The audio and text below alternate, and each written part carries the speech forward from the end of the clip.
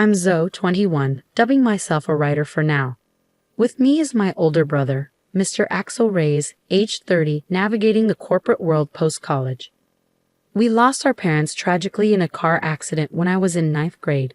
The shock threw me into a deep depression, rendering me a recluse, unable to attend high school. Thanks to my brother's unwavering support, I sought help and gradually regained my footing. Our parents' passing left my brother, fresh out of college, shouldering the responsibility of caring for me. Amidst his own challenges, he took on household chores and supported me emotionally. Slowly, I emerged from my isolation, starting with small tasks like tidying my room, eventually reclaiming a semblance of normalcy with my brother's guidance. Now, we reside together in our childhood home, dividing household duties. Given my work-from-home status, I handle meal preparation and grocery shopping, relishing the occasional outing for supplies. Cooking has become a source of joy. I excel at concocting dishes from recipes discovered online during my hermit days. My brother, akin to a parent figure since our loss, embodies a blend of kindness and discipline. His dedication to education paved the way for a successful career, culminating in a leadership role at a prominent company. Over time, he blossomed socially, culminating in a relationship with Miss Nora Reyes, his now fiancée. When my brother introduced Nora to me, her elegance and warmth immediately resonated.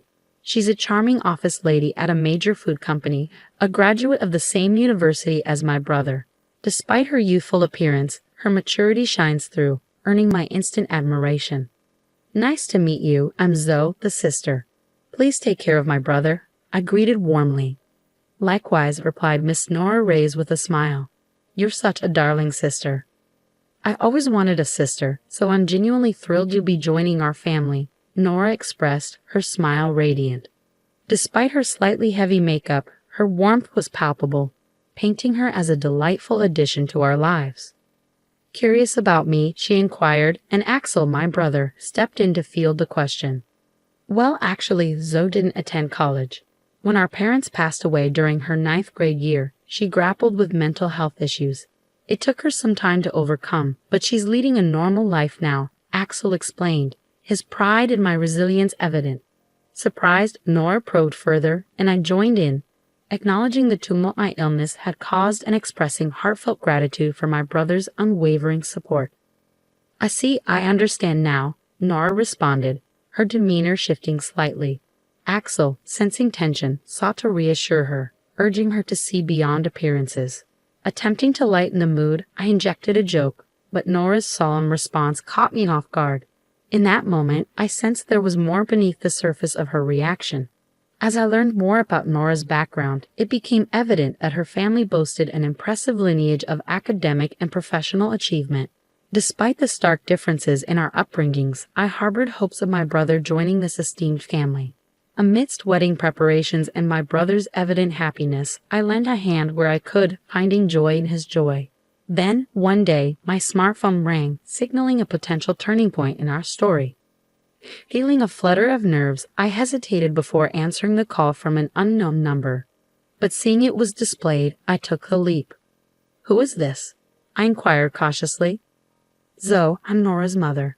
Nice to meet you, came the unexpected voice of Nora's mother, who would soon be my mother-in-law. Surprised by the call's source, I braced myself for what might follow. What can I do for you? I asked, my anxiety palpable. Nora's mother broached the topic delicately. I heard from Nora that you didn't attend high school and only graduated from middle school. I swallowed hard, sensing where the conversation might lead. Yes, when my parents died in an accident, I struggled with mental health issues. It took me a long time to fully recover, which is why I couldn't attend high school. Her response was measured yet cutting. I sympathize with your situation, but the fact remains that you only have a middle school education, right? Yes, I confirmed, bracing for what would come next. I have a favor to ask, she continued. Please do not attend Axel and Nora's wedding ceremony. Actually, don't attend at all. I was taken aback by the audacious request, struggling to comprehend its implications. What do you mean? I stammered, trying to make sense of her words. With a blunt sigh, she pressed on. Salon and Nora both graduated from top universities, and my husband and I also graduated from college. Of course, all our relatives have college degrees. You're not very smart, are you? No wonder you only finished middle school. Her words stung, but I listened as she explained further, her tone dripping with superiority. As I mentioned earlier, our family is made up of elites. Graduating from college is a given, and we hold prestigious jobs like executives at big corporations, doctors, lawyers.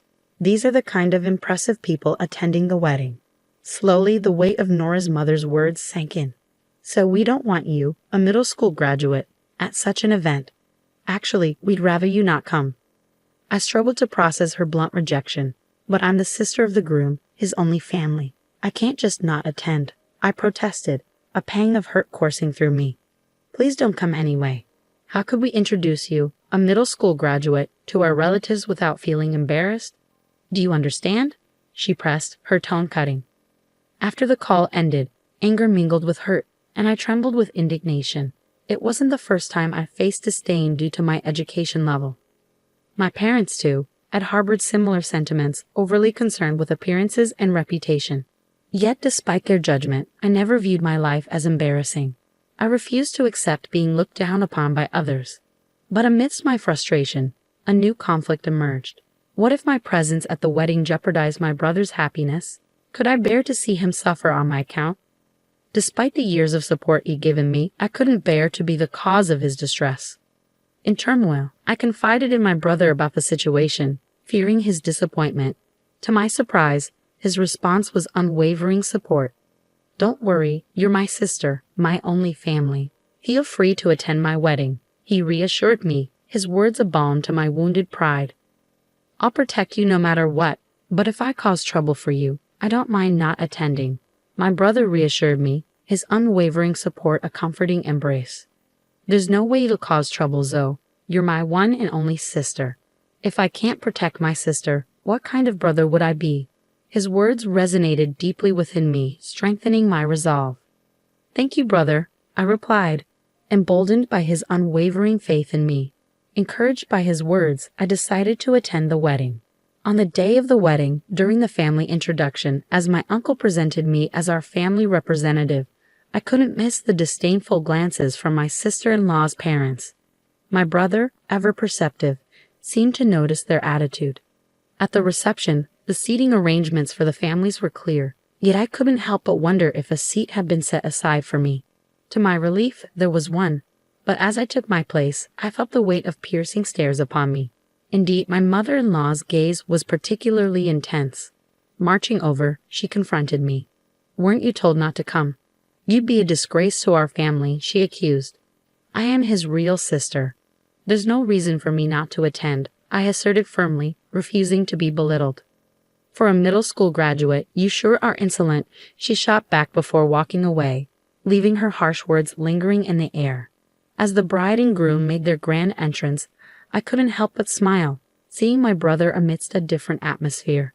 Nora looked resplendent, radiating joy and elegance. Suddenly, my mother-in-law stood up and commandeered the microphone, her voice booming across the room. Our family has all graduated from college and hold respectable jobs, she declared, her words echoing through the hall. I believe that Axel is a suitable person for our family, but there is one issue. She paused, gathering her thoughts before continuing. It is his middle school graduate sister. She is an incredibly embarrassing presence in our family. We would like to ask the groom to sever ties with her. If you can't, we cannot allow this marriage. The room erupted into commotion, but my mother-in-law ignored it, turning to my brother with a demand. Axel, can you swear to do that here? Swear to cut ties with this embarrassing middle school graduate sister and become a part of our excellent family. With a nod from both the bride and father-in-law, she handed the microphone to my brother, her expression triumphant. Taking a deep breath, my brother addressed the assembly. Indeed, my sister is a middle school graduate, but she is my only blood relative, my family since her parents have passed away. I can't sever ties with her. I apologize to all of you who have attended today, but I will cancel the marriage and consider this relationship with this family as non-existent. This is my answer. With that, he slammed the microphone down and came straight to me, his smile refreshed. Zoe, I'm sorry for causing trouble. There's no need for us to be here. Let's go home. Later, I heard from relatives that the reception was canceled because the groom left halfway through. The bride burst into tears, and her parents were scolded by their relatives, forced to apologize on their hands and knees and return the gift money. My uncle contacted my brother afterward, admitting that while his attitude at the reception wasn't praiseworthy, he would have severed ties with him if it had continued. He offered to pay a suitable amount of consolation money and have the bride's side bear all the expenses for the ceremony.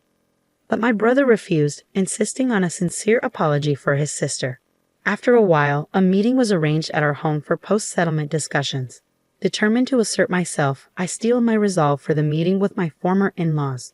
Only 3 of them showed up, my ex-sister-in-law and her parents. They handed my brother some money as a gift, labeled as an inconvenience fee, and offered apologies for the rudeness of the reception. However, their words lacked sincerity, tinged with reluctance. My ex-mother-in-law muttered statements like, "We should have investigated more thoroughly.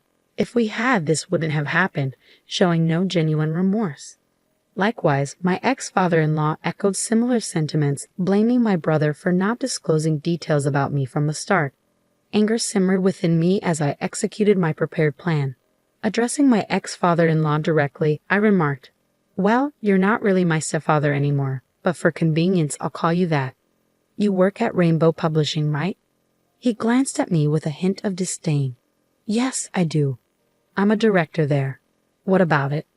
I held his gaze, my resolve unwavering.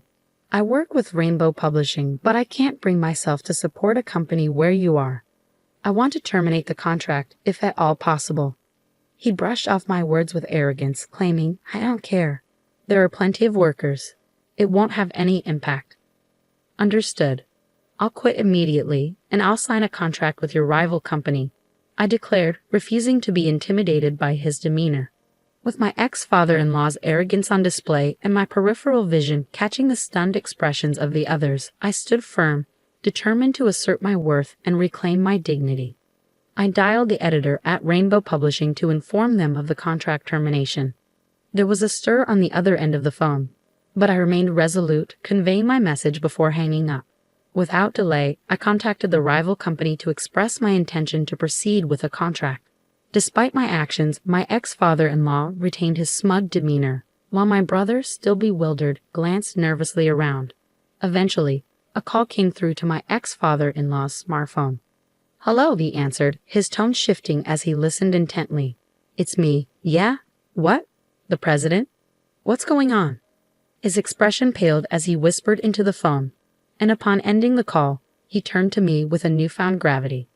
Are you the popular author, Yes Ray?" he inquired, his tone incredulous. "Well, yeah. Yes Ray is my pen name for light novels." "So what?" I replied evenly. "Wait, you mean our president said a popular author is breaking the contract with us, and it's my fault?" He realized, his tone shifting to one of realization. "I simply asked you if it was okay to terminate the contract, and he said it didn't matter. That's all there is to it," I explained, holding my ground. He sighed heavily before continuing, "I apologize. You're in a late, right? Isn't it embarrassing for you to deal with a middle school dropout like me? Sorry." With his apology, I felt a sense of closure, knowing that my decision was acknowledged, albeit through unexpected circumstances. "I apologize, but can you reconsider terminating the contract?" my father-in-law pleaded, his tone marked by an unexpected humility. Curious about his sudden change in attitude, my ex-sister-in-law interjected, "Why would you be so humble to her? You're a middle school dropout after all." Frustrated, I snapped back, "Idiots. You're our publishing house's top author. If you leave, the damage to our company would be enormous. The president told me to take responsibility. At this rate, I'll be demoted." "What? Really? You?" "If that happens, it'll be too embarrassing to associate with the relatives." "Please do something," my ex-sister-in-law and her parents pleaded, their confusion and desperation evident. "Please, can you reconsider?" they implored, their voices tinged with desperation. "It's impossible. The matter is settled, so please leave," I asserted firmly, my brother standing by my side in solidarity.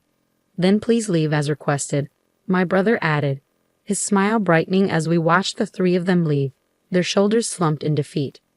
After their departure, my brother turned to me with a newfound admiration. "You're a popular author? I didn't know that."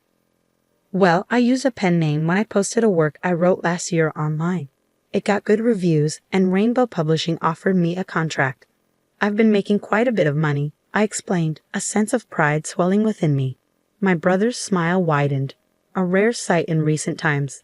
And so the broken engagement was resolved. My ex-sister-in-law seemed to be seeking another partner, but no one would approach her since the incident became widely known. She eventually became reclusive and quit her job. As for my ex-father-in-law, being blamed for my contract termination led to his demotion to a regular employee. Unable to endure warehouse work, he resigned. My ex-mother-in-law faced harsh criticism from her relatives for her disgraceful behavior at the wedding reception, and was no longer recognized by her once proud and accomplished family. It serves them right, I thought, grateful for the support of my new publisher. My popular work was turned into a comic, and its popularity soared once again. Now there's talk of an anime adaptation. My brother buried the memory of the wedding as a dark history and focused on working hard. Our days returned to being peaceful, and though I still racked my brain over creating light novels, I found happiness in the repetition of these peaceful days. I plan to go on a trip with my brother, taking our late parents' house with us, preserving their memory and cherishing the peace we found together.